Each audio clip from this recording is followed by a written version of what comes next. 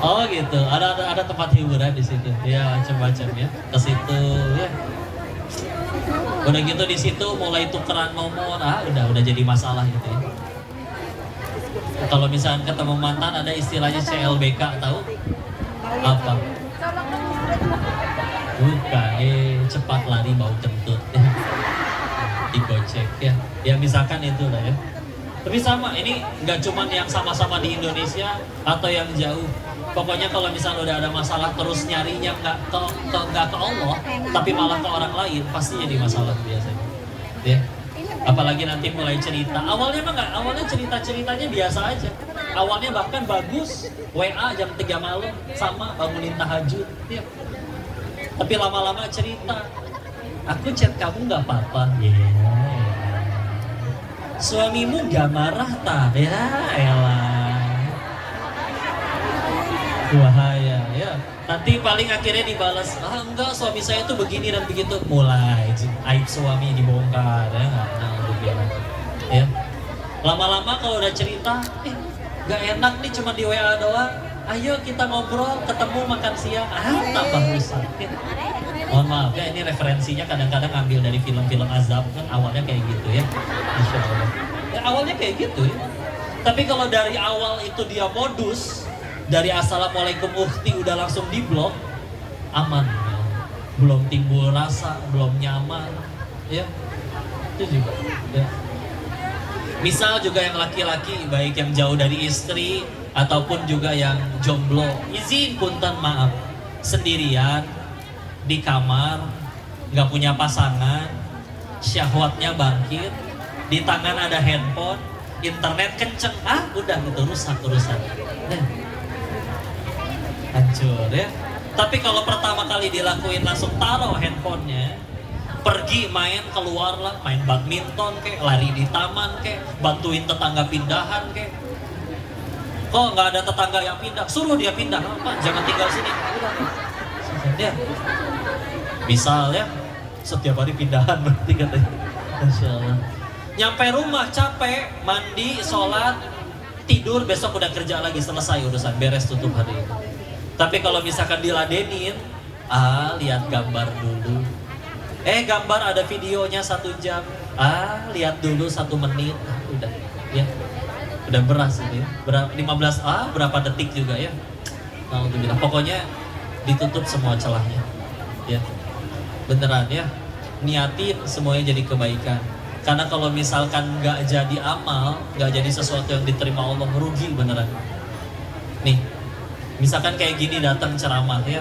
Kadang kalau misalkan udah nyampe di tempat yang sehari itu bisa 4-5 kajian.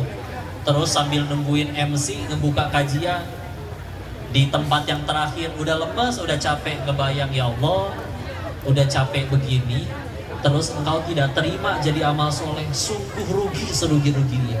Buat apa udah capek ya.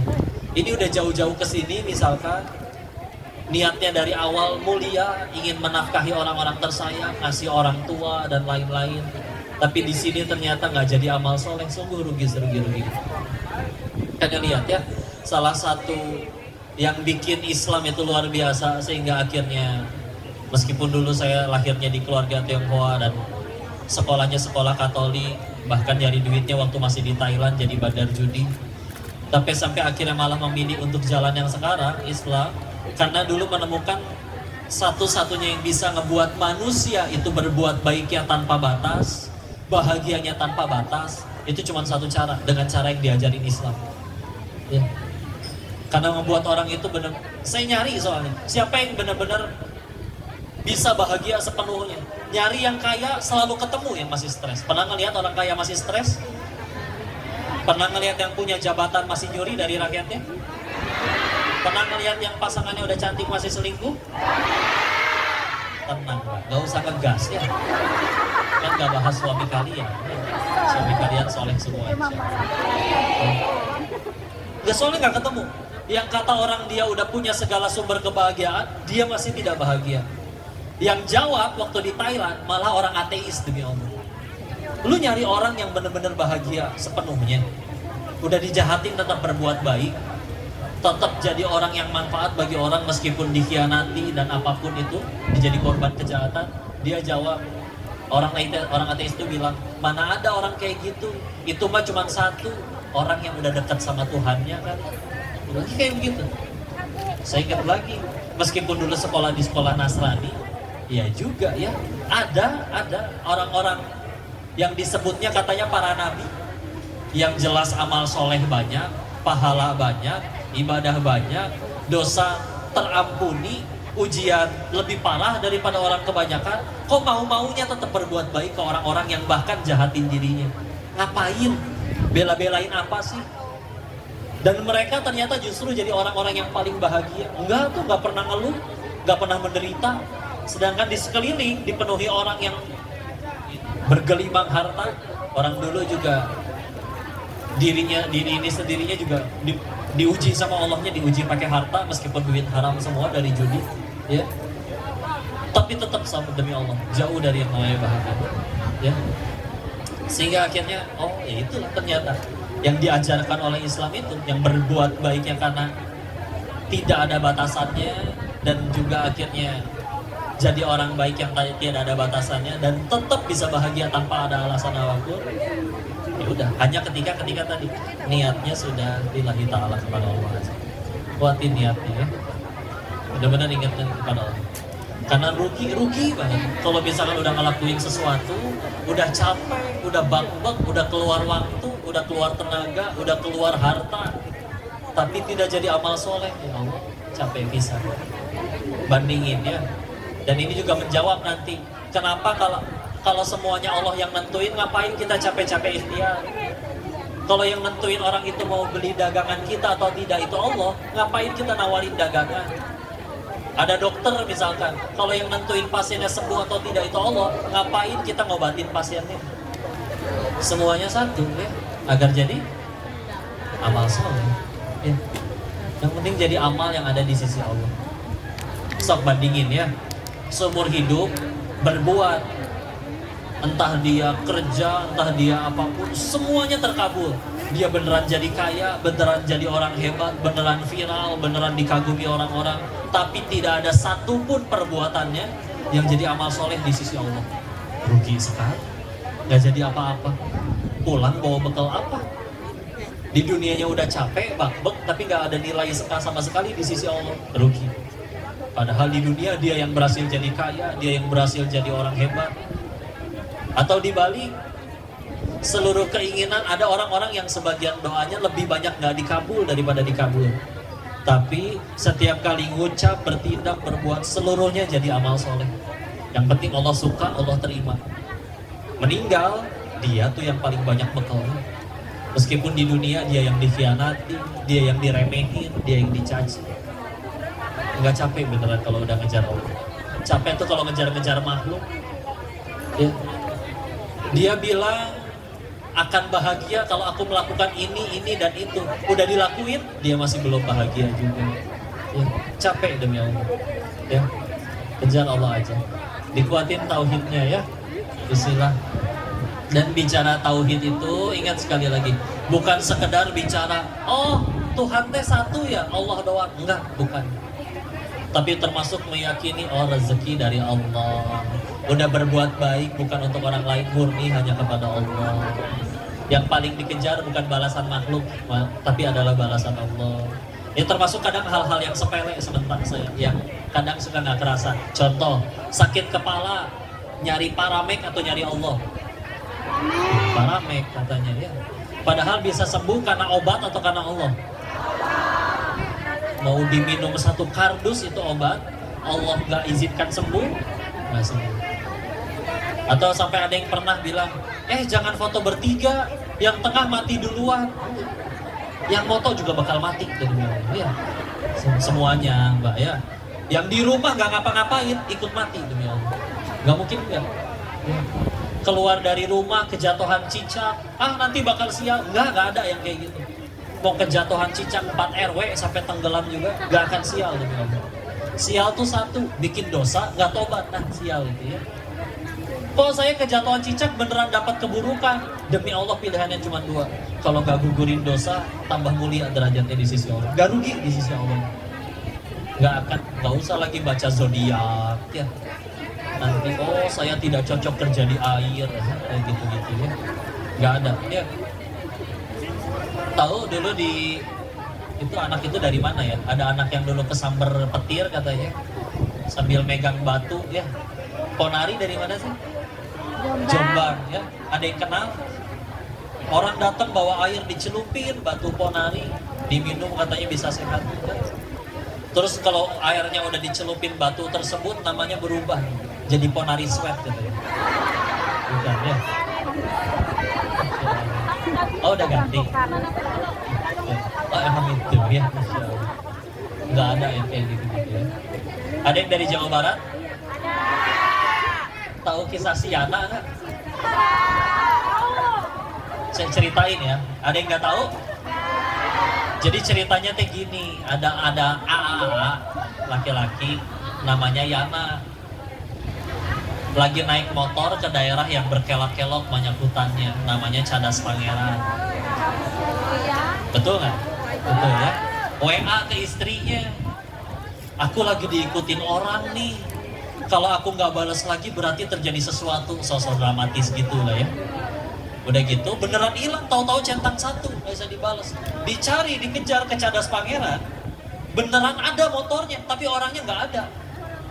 Langsung dong di Indonesia teh klinik tuh laku ya. Dukun-dukun abal-abal pada datang, pada sosok kesurupan di pinggir jalan. Oh dia sedang diculik oleh raja hutan. Oh dia sekarang sedang ditahan. Oh macam-macam. Udah banyak konten kayak gitu. Muncul di berita, si Yananya muncul di kota Cirebon. Dia bilang ke kantor polisi nyerahin diri. Kenapa kamu? Bener kamu diculik jin? Diculik jin? Enggak, saya kabur karena punya banyak utang. Sekarang uangnya habis, karena pengen minta makanan. Ya, di prank itu dukun satu Indonesia. Alhamdulillah. Gak ada yang gitu-gitu. Dikuatin bener-bener tau gitu. Ya. Beneran ya, yakin. Kalau guru-guru kami nyebutin ya, ada kisah-kisah luar biasa di dalam Islam yang memang seolah seperti mukjizat, tapi memang ini bisa didapat kalau memang tauhidnya luar biasa. Contoh, pernah dengar kisah Sayyidina Umar bin Khattab radhiyallahu anhu? Berikut seperti ini ya. Di zamannya Umar, akhirnya kan Islam meluas, salah satunya ke negeri Mesir. Dan yang dijadikan gubernur di Mesir adalah Amr bin As radhiyallahu anhu. Di Mesir ada tradisi. Kalau setahun berapa kali gitu, 2 atau 3 kali. Dalam setahun itu kita harus mengkorbankan wanita muda, perawan, didandanin, harus ditenggelamkan di Sungai Nil. Kalau kita nggak ngelakuin ritual seperti itu, nanti Sungai Nilnya berhenti mengalir. Dijelasin dong sama Amr bin As, sahabat Nabi bertauhid. Gak ada di Islam, gak ada kayak gitu. Itu syirik namanya. Ya. Maka ketika akhirnya dihentikan, beneran Sungai Nilnya berhenti mengalir. Masyarakat mulai gak percaya loh. Katanya di Islam gak ada. Kenapa Sungai Nilnya berhenti mengalir? Kirim surat Amr bin As ke Umar bin Khattab sebagai presiden di zaman itu, pemimpin. Maka dibalaslah suratnya Amr oleh Umar bin Khattab. Kata suratnya tersebut memerintahkan Amr bin As, lemparkan surat ini ke dalam Sungai Nil. Penasaran dong, emang ini surat apaan? Dibuka surat yang harus dilemparin. Di dalamnya tulisannya kalau kita terjemahkan, dari Amirul Mukminin Umar bin Khattab radhiyallahu anhu. Umar bin Khattab hamba Allah, ya. Terus memberikan pesan kepada Sungai Nil. Untuk Sungai Nil hamba Allah, jika engkau mengalir karena kekuatanmu sendiri, maka berhenti mengalir selamanya. Tapi jika engkau mengalir karena Allah, maka mengalirlah kembali untuk masyarakat di negeri Mesir. Ya. Dilemparin surat seperti itu ke dalam Sungai Nil, langsung alir lagi deras seperti biasa. Ini bersanad dan ini dikutip dari kitabnya Imam Ibnu Katsir. Pernah baca tafsir Ibnu Katsir ya? Dalam kitab sejarahnya beliau Bidayah wa Nihayah. Ya. sahih ceritanya, dan kita seperti itu. Ya, mungkin kalau kita yang ngelakuin, ya mungkin nggak kejadian karena salah satu pendapat guru, karena ya, keyakinan kita nggak sekuat seperti itu. Ya, ini umat, ya, yang segitu bertauhidnya, sehingga akhirnya, insya Allah, itulah yang terjadi. Ya, sehingga yuk sama-sama kita jaga tauhidnya, jangan sampai sia-sia. Karena cara paling gampang bagi syaitan gugurin pahala kita, mau dia sholat, mau zakat, mau puasa, mau haji, nomor satunya aja yang digoda, syahadatnya. Iya silakan sana sholat, tapi giliran tokonya sepi, datang ke mbah dukun misalkan. Ya. Nah, begini, jangan sampai terjadi ya, rugi. Sepakat? Sepakat ya? Insya Allah, Bu. Jawabnya ini ya, dalam. Insya Allah. Padahal di luar ini ya. Alhamdulillah. Mau foto-foto? Ya. Kenapa perempuan itu kalau foto nggak bisa satu kali? Sudah sering dengar ini ya. Saya pengen dengar kalau di sini ya. Tetap diulang sekali, tetap aja 3 kali. Belum timernya ya nggak? Masya Allah. Dan ketika akhirnya difoto, saya pengen tahu ya. Ibu foto 10 orang Bu. Yang 9 udah cantik fotonya, tapi ibunya merem sendiri, diulang nggak? Gitu ya. Oke, turun aja. Namanya juga ras terkuat di muka bumi ya. Masya Allah. Udah diulang. Sekarang yang 9 senyum, udah yang 9 merem kembali. Tapi kaliannya udah cantik luar biasa. Itu kan yang diposting? Gitu ya. Nih pergi seharian jalan-jalan, fotonya banyak nggak? Nyampe rumah dicek dong. Begitu dilihat di galeri ada 273 misalkan fotonya ya. Apa itu semuanya diposting di medsos? Diseleksi dong.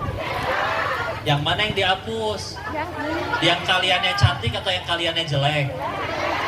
Meskipun yang kaliannya jelek itu yang lain pada cantik teman-temannya. Gak apa-apa, pantesan suka berantem sendiri ya. Ya, inilah ras terkuat di muka bumi ya. Sen kiri belok kanan, yang salah? Yang salah dunia ya. Yang salah sen. Alhamdulillah. Ya? Oh iya, apa itu? Kelihatannya segar sekali. Insya Allah. Lanjut.